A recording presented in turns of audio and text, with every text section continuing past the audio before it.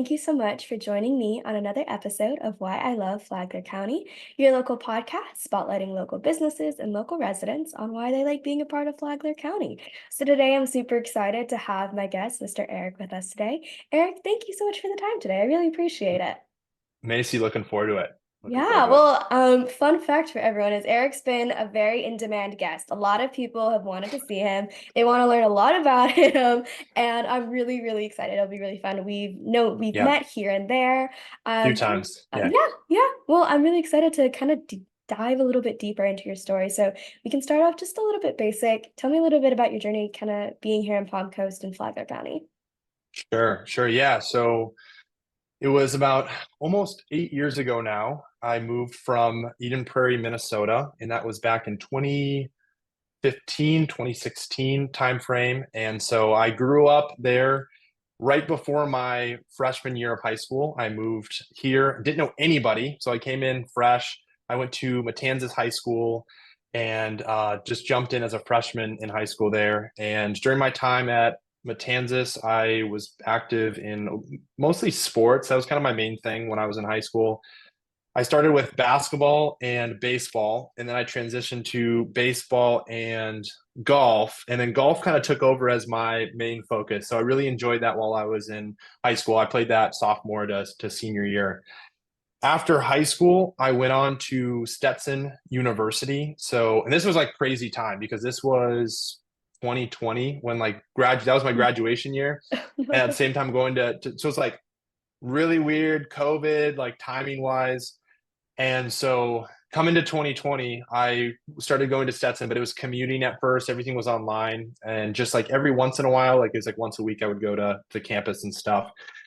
And yeah, it was so interesting to go to college at that time. And then finally afterwards, after about a year or so, once it started, they kind of reduced some of the restrictions. I was like, all right, I got to get a little bit of the college experience and to see what this Stetson thing is about.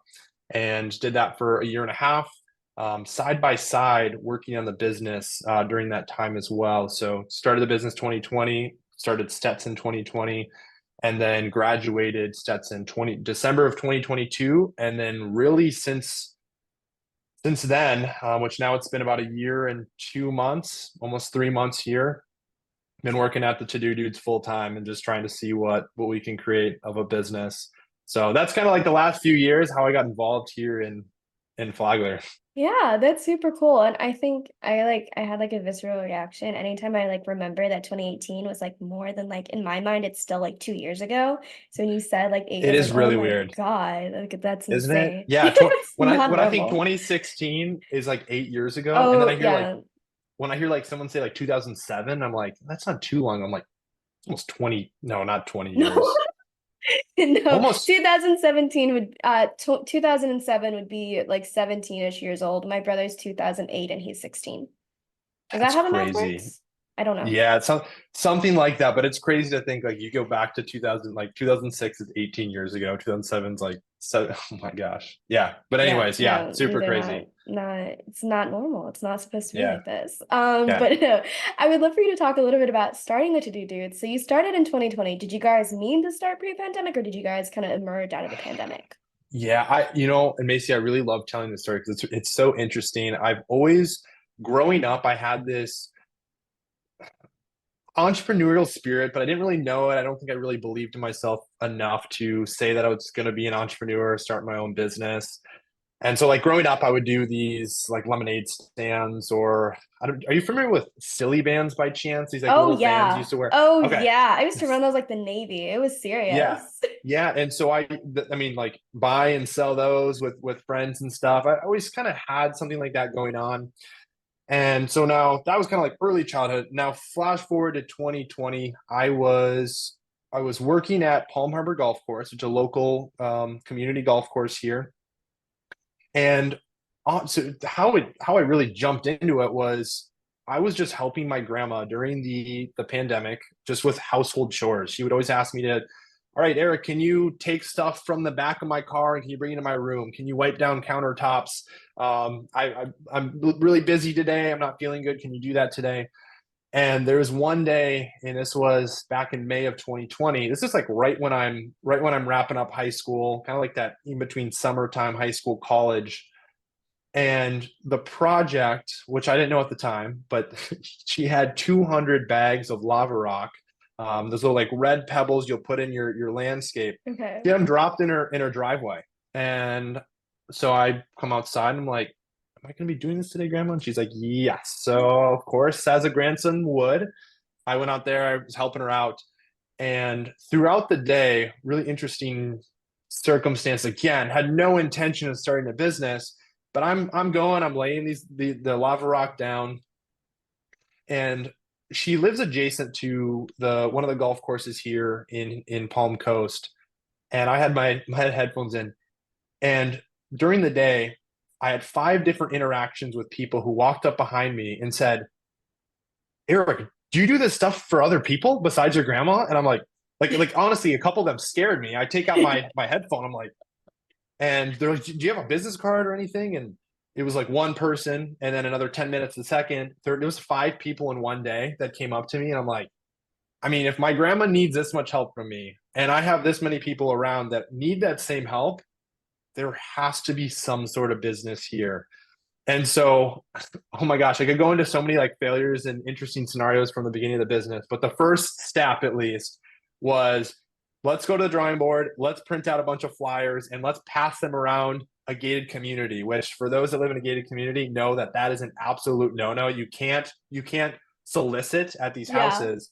And we dropped off 60 flyers. I remember I printed 60. I think I maybe got out 45, 50 of them. I was able to leave them in mailboxes, and took me about an hour. Really, really proud of myself. And at the end of that hour, kind of all like happy, like, yes, all right, let's see what happens. Started to get a couple. I started my first phone call. I thought, right, so I pick it up, and the caller ID says main gate on it.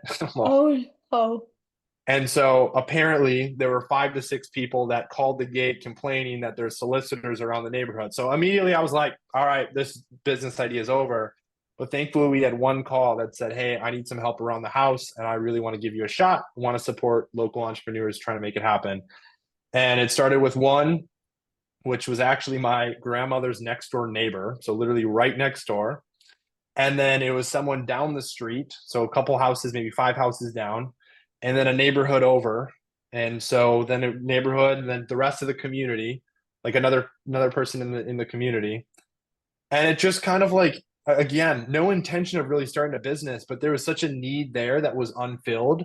And I just realized, I'm like, I mean, I'm happy to help, and I don't have a ton of skills, but really I was like, I was can just come in as just an extra hand, and you need your car detailed, you need your weeds pulled, you need stuff moved from inside to outside, and that's kind of how it all started. And so now since then, we've been able to service, it's over this number now, but I think beginning of January, we were over 1,500 customers served and completed over 4,500 projects.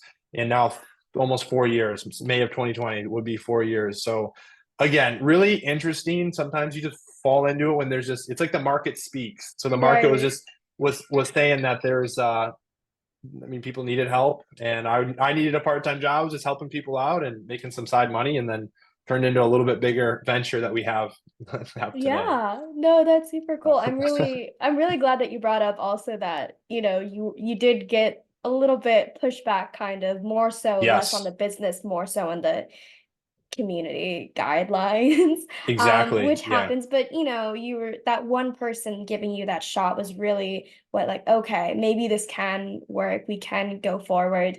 Maybe Mhm. it's not the end of the world because five complaints to one person, sometimes that scares people. That's an odd, Yeah. that's scary. But you took that Right. as like, all right, this is one shot, I'm gonna make it count, it's gonna work. And obviously you Yeah. guys are really well known in the community, and I think it's definitely worked out. You mentioned those numbers. Those are really crazy numbers for only Yeah. 4 years, maybe 4 years. more, Yeah. 3 years of taking it seriously, of like really pushing for it. Um, how many people do you have? Because you work with other local teenagers and stuff like that, correct? Yeah. So we have team members from local high schools and colleges. So we have from UNF, a flight academy in Daytona, We have Matanzas, FPC, both high schools, Daytona State, and then Embry-Riddle are our Hmm. schools that we pull from. Some of the ones that like UNF is Jacksonville, obviously, and then you have Daytona. A lot of them are commuters. Will go to school commuting, and then will live here Sure. most of the time or full time. Yeah. And so yeah, it's our total team now is we're at 15 team members. Wow. So mixed between admin and field team Hmm. together. So Yeah, that's where we're at and right now. that's super cool. Are you guys are looking for more members as well, right? More team members?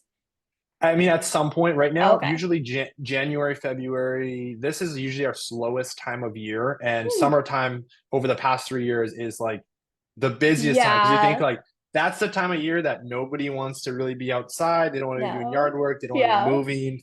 And so that's year over year. I mean, we're doing almost double the amount of projects come summertime. So that's like once we get into the March, April, May, that's when we start to really start recruiting more Yeah. students. And it's great too because you have the people that come back from college where we're able to Hmm. have them on a temporary employment just for a few months while they're back home. Yeah.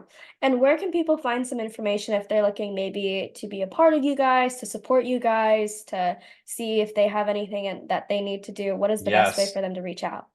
For sure. So we have a website. You go to the That's going to just have our general info about the business.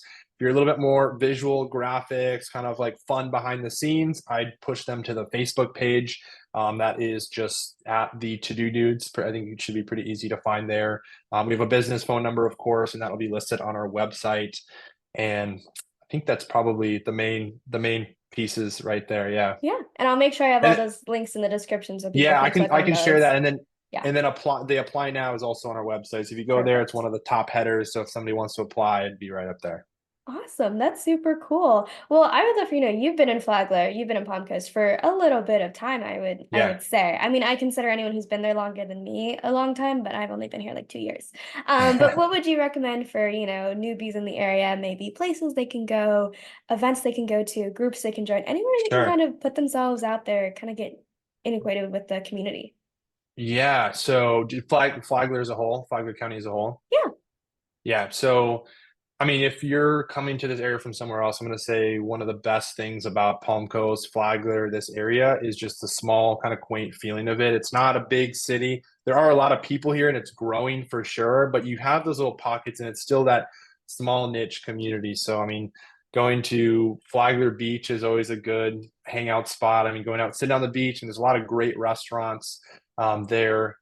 In terms of groups, I mean, you have business networking groups like BNI, like where I got to meet you, Macy. That's been nice. Palm Coast Professionals Group's another one. So I mean, it depends, I suppose, on what you're exactly looking for. But there's a lot of places that are.